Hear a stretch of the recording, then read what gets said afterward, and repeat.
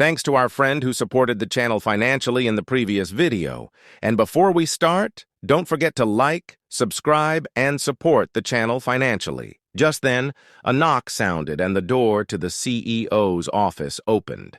To his surprise, the person who entered was not Ryu. It was a blonde Caucasian woman, Christine. Heavenly Demon said, "You're here, Christine." Christine said, "I'm sorry for dropping by so suddenly." Heavenly Demon smiled and said, "What's there to be sorry about? You're not anyone. You're my lover. It's always good to see each other more often, right?" Heavenly Demon always put on a friendly smile in front of Christine, and Christine, unaware of his guarded stance, simply fell for it. And she inquired, "You know why I came, don't you?" He said, "Of course. It's the meeting day today, so I was expecting you. Would you like some coffee?" She said, "That sounds good." Heavenly Demon went to the pantry to make coffee and engaged in various conversations with Christine. Talk about the weather, any discomfort she experienced on her way here, how her father was doing, or how high her level was, whether the 10th round was tough, and how miraculous the prophecies seemed. Typical player talk. The sweetness expected of a typical couple was nowhere to be found in their conversation. During this, Heavenly Demon received a call from a subordinate, and he said, "Ah, really? Understood." Christine inquired, "What's that about?" He replied, "He's here." Then Heavenly Demon got up from his seat and went outside to prepare to meet him. Shortly thereafter, a man entered the office, the Prophet, who was the reason Christine had come to Korea. Ryu said, "Mr. Ma." "Hello." Heavenly Demon said, "Major shareholder, have you arrived?" Ryu greeted, and then noticed Christine standing next to him. Ryu inquired, "Your fiancé is here too?" Christine said, "Hello, Mr. Ryu Min." Ryu said, "Hello, Christine." Christine smiled and said, "It's good to see you remember my name." Ryu said, "Of course. I know why you came." Christine looked at Heavenly Demon with eyes wide as a startled rabbit. Her gaze seemed to ask if he had already mentioned the reason behind her visit, but Heavenly Demon simply shook his head. Ryu smiled and said, "Mr. Ma hasn't said a word to me. I foresaw it myself. Shall we find a quiet place to talk?" As Ryu and Christine prepared to leave,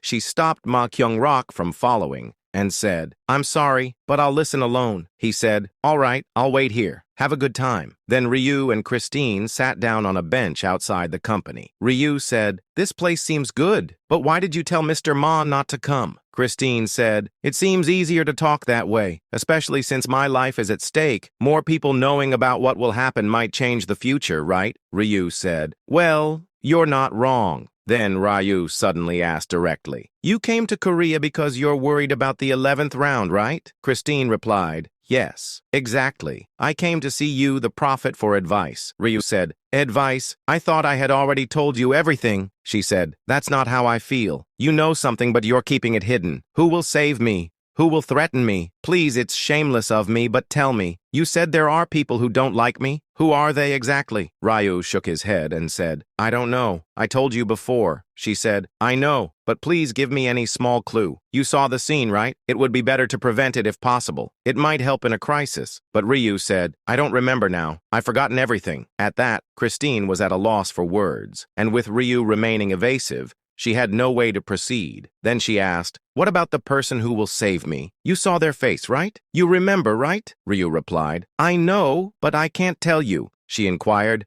"Because it might change the future?" Ryu said, "You understand well." Christine said, "Could you still tell me?" "I'll be careful not to change the future." Ryu inquired, "How can you guarantee that? What if you die? How am I supposed to face Mr. Ma then? Although you're curious and anxious, there's nothing I can do. There's a limit to the information I can give you." Christine sighed. There was no wall harder than this, and she felt frustrated but understood that it was natural for the Prophet's credibility to be damaged if the future changed. Then she said, "I'm sorry. I got too carried away because I was agitated, and since something is going to happen in the next round, I guess I was more sensitive. I apologize again." Ryu said, "It's fine." Christine spoke politely and then checked, and she inquired, "So there's nothing I can do except wait to be saved by someone?" Ryu replied, "Yes. For now, that's best." Christine sighed. Seeing that, Ryu said, "Don't worry too much, Christine. Everything will be all right." Reassured by Ryu's straightforward and warm consolation, Christine was able to alleviate some of her anxiety, and she said, "Thank you, Prophet. I believe in you." Ryu said, Thank you. Well, since Mr. Ma is waiting, shall we go back up? You should as well hear the prophecy for the 11th round since you're here. Then the two got up from the bench and entered the company, unaware that someone was glaring at them as if they wished them dead. Those looks were coming from Christine's secret lover, Jeffrey Bishop. Before Christine arrived in Korea, Jeffrey was with her father, who said to him, "Christine is going to Korea to meet her fiancé. I told her that you would accompany her, but she firmly declined." Jeffrey said, "She probably feels it would be awkward with me there." Nathan said, "Do you think Christine likes her fiancé? She's not going there to meet him. She wants to meet a prophet." Jeffrey muttered as if he just remembered. And he said, "Now that you mention it, it's the fateful 11th round." Jeffrey had decided to protect Christine at all costs during the 11th round. Nathan said, "Yes, she wants to meet the prophet for that reason. So, Jeffrey, you should also go to Korea. Of course, keep it a secret from Christine." He inquired, "You want me to follow her secretly?" Nathan replied, "Yes. Keep an eye on Christine from a distance and report everything to me, including her conversation with the prophet." He said, "By God's name, I shall carry out your command." Later, Jeffrey followed Christine to Korea. He listened to their conversation from a bench, maintaining a distance of about 30 meters to avoid detection. Despite the distance, the quiet surroundings made it easy to overhear their conversation. But watching the prophet repeatedly refuse Christine's requests filled Jeffrey with rage, and he asked himself, just how much can a single word change the future that he keeps such information hidden? His emotions were particularly intense because it involved his unrequited love. Then he said to himself, "I must calm down and think of something I can do to help. How could I assist Christine?" He intended to protect her life during the 11th round, but that alone was not enough, as information about the attacker would be beneficial, but the prophet was unyieldingly secretive. Then he said to himself, "Forgot? He must be lying not to give information. Why, really? Is he afraid that the future might change?" He added, well, he would lose the trust of those who believed in him if the future turned out differently. Now that he thought about it, it was infuriating. With murderous intent in his eyes, Jeffrey glared at the prophet entering the company. Then he made up his mind. He would extract the information from the prophet, even if it meant using force. On the other hand, Ma Kyung-rok and Christine expressed their gratitude to Ryu. Ryu waved back as he left the company and said, "Let's all survive the 11th round." Ryu was supposed to attend a meeting but decided to take the day off, and he said to himself, "I'm being followed." He didn't look directly, but Ryu was well aware of the tail behind him, and he said, "The guy following me now is the same one who was watching Christine and me from the bench." Thanks to a rune from his rune bundle, he could avoid detection. Rune of Sensibility. Effect. Doubles the range of presence detection, allowing the user to hear and smell everything within that range. With the range doubled, there was no way he could miss the follower. Moreover, he could even hear the follower muttering in English. Ryu realized that he was the one being followed, and he said, "From his muttering, it's clear he has a complaint against me." And he spoke English and seemed to harbor ill will towards me as a prophet. And I have a rough idea who it might be, but I need to draw him out to be sure. Even though he drove there, Ryu deliberately walked.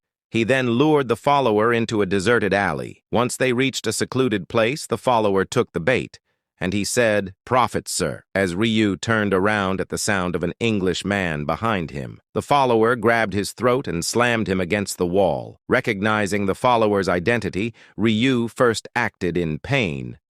Jeffrey, but internally assessed the situation calmly, and he said to himself, "So it was him? Why does he bear malice towards me? Maybe I should read his thoughts." Seeing the killing intent in the eyes of the man choking him, Ryu Min quickly understood, and he said to himself, "He's angry because I didn't provide information to Christine." And it reminded him that the man was raised by Nathan and was practically family, and he was secretly in love with Christine. Then Ryu asked himself, could it be related to her? Further reading his thoughts revealed that it was an independent action unrelated to Christine. Ryu smiled secretly and said to himself, "Shall I play along for now?" Ryu acted even more pained than before and said, Jeffrey, I can't breathe. Let go." His acting was so convincing that Jeffrey unwittingly released his grip. Ryu said to himself, "He doesn't really intend to kill then." Having read his intentions, Ryu knew what the man was up to. He just wanted to extract information that he hadn't given to Christine. Coughing and rubbing his neck, Ryu yelled with a victim's face. "What is this all about?" Jeffrey said. "Prophet, I don't like you. I've been suspicious from the start. Claiming to see the future sounds like a scam." Ryu inquired. "A scam? Haven't I proven my abilities?" Jeffrey replied. "Of course I believe you now, but that doesn't change my dislike." Jeffrey glared threateningly. He was now holding a dagger in his hand. Ryu swallowed nervously as he glanced around and inquired, "What exactly do you want?"